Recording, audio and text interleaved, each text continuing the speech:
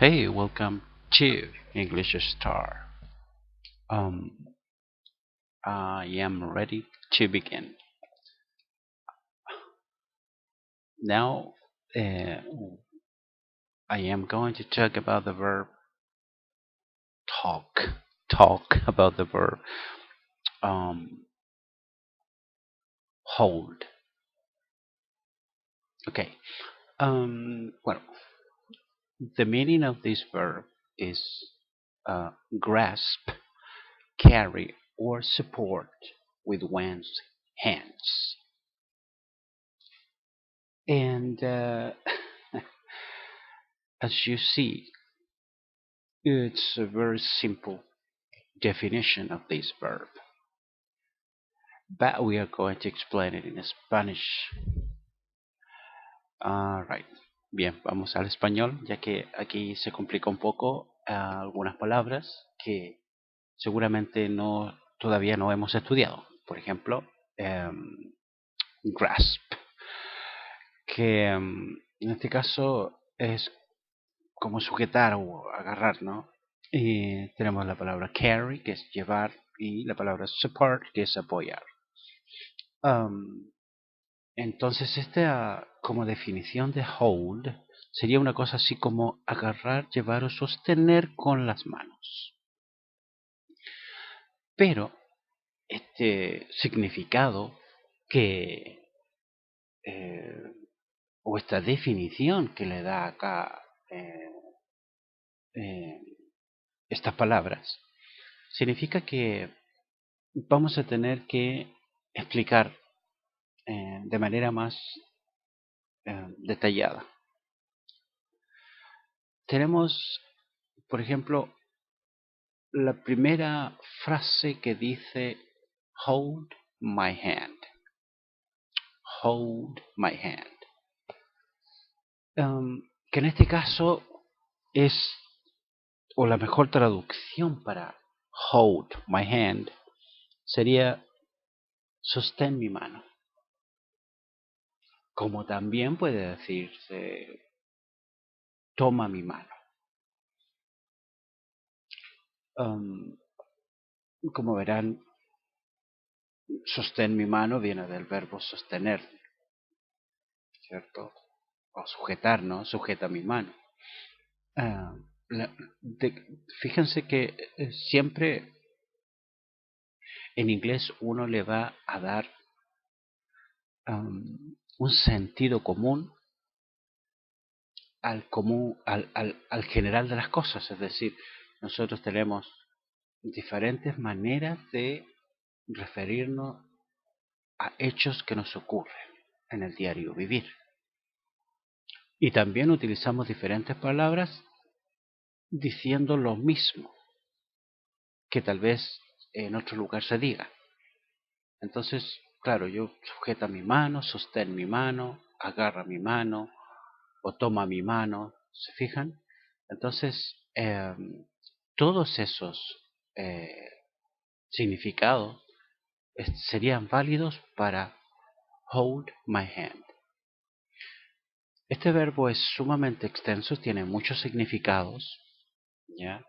Por ejemplo, mantener, uno de los significados es mantener, celebrar, sostener, tener, tener capacidad para, es decir, una infinidad de significados. Solamente he dado una cantidad pequeña de significados. Es por eso que este verbo, ¿cierto? Lo vamos a ver de manera más detallada en el sentido de que más explícita, ¿no? Explicar mejor en qué momento lo podemos utilizar. El mismo ejemplo que tenemos abajo que dice hold my pen, es que en este caso sostén mi pluma, ¿no? O sostén mi lápiz, um, o sostén mi lapicero, um, eh, como sujeta mi pluma, agarra mi pluma, es una serie de significados que uno va a tratar de explicar para, para tener un mejor entendimiento de una palabra en inglés que se usa para una infinidad de cosas. Y fíjense que aquí voy a hacer como un cambio brusco, ¿no? Un cambio brusco y, y poderoso, por decirlo así, ya que aquí voy a recurrir a Hollywood, ¿cierto? Ustedes saben que Hollywood es es el lugar donde se producen, o por lo menos antiguamente se producían la mayor cantidad de eh, producciones cinematográficas, es decir, películas. Um, Films, ¿cierto? Films and movies. Um, y por lo tanto se cuidaba muy bien en, lo- en los escritos, en lo que tenían que decir en los scripts, ¿no? En qué tenían que decir los actores para que esa película, para que esa cinematografía se desarrolle bien y sin lastimar a nadie. Entonces, el, una de las películas que más había en el pasado eran películas de guerra. Em, Lamentablemente no es bueno hablar de esto, pero una de las frases más comunes era Hold Your Fire. Hold Your Fire se hizo muy famosa, fíjense que en una serie que yo veía cuando era niño que se llamaba Combat, donde su protagonista era Big Morrow. Fíjense, de la época que estoy hablando, como de los años 70 más o menos, un poquito antes. Entonces, ahí decían siempre hold your fire, hold your fire. Y eso eh, es simplemente alto al fuego. Entonces, eh, era como un cambio total de lo que uno puede decir cuando dice hold my hand, ¿cierto? Sostén mi mano, sujeta mi mano, a hold your fire. Entonces es por eso que hay que poner mucha atención a veces en los verbos cuando uno solamente los aprende con un solo significado. Una palabra en inglés puede significar muchas cosas, pero aquí vamos a ir de a poco, ¿cierto? Vamos a darle prioridad a la palabra sostener, ¿no? Y aquí tengo más ejemplos. Hice tres ejemplos de los cambios que tiene esta palabra como cultura general, así como para aprender más y para poder avanzar en más conocimiento y poder interactuar con este verbo en forma tranquila y segura. Vamos con el primer ejemplo. Dice, they actually hold meetings on Mondays. Um, este grupo de palabras, incluido ahí un adverbio, ¿no? De frecuencia, usually, ¿cierto? Um, que es como generalmente, ¿no? Um, ese es lo que dice esta primera eh, oración. Hay no olvidar que aquí al final Monday, ¿cierto? El día de la semana Monday, que es lunes, siempre se debe escribir con mayúsculas. Los días de semana, los meses del año, son sustantivos que son importantes en inglés. Bien, entonces suelen tener reuniones los lunes. Ya ellos suelen tener reuniones los lunes o ellas suelen tener reuniones los lunes. Sería el significado en este caso de hold, tener. ¿Se fijan? Por lo tanto ya cambió de sostener, agarrar, sujetar a tener. En la segunda oración dice the plane holds about 300 passengers. The plane holds about 300 passengers. Fíjense que aquí tenemos un sujeto, ¿cierto? Simple, eh, común. Tenemos dos palabras, un artículo y un sustantivo, ¿no? Entonces acá tenemos el avión tiene capacidad para unos 300 pasajeros.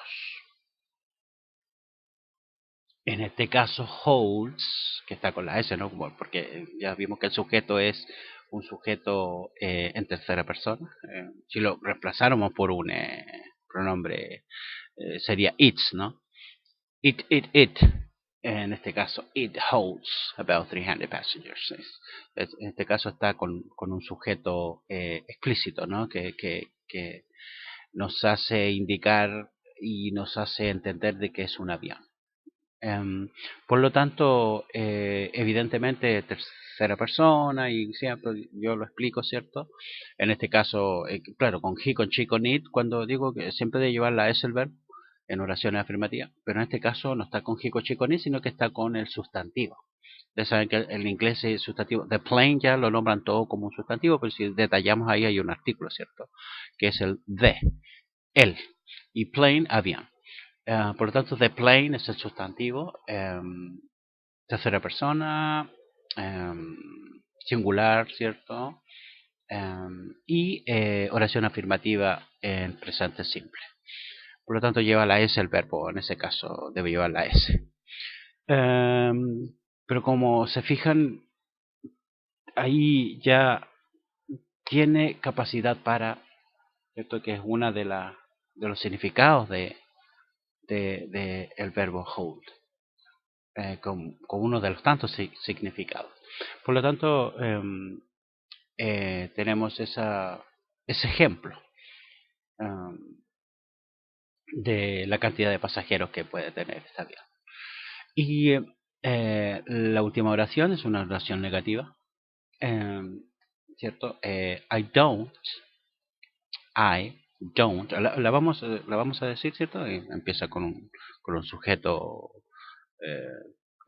pronombre, ¿no? Pronombre. Y primera persona.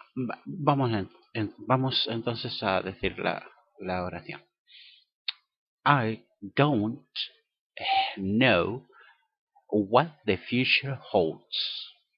I don't know what the future holds.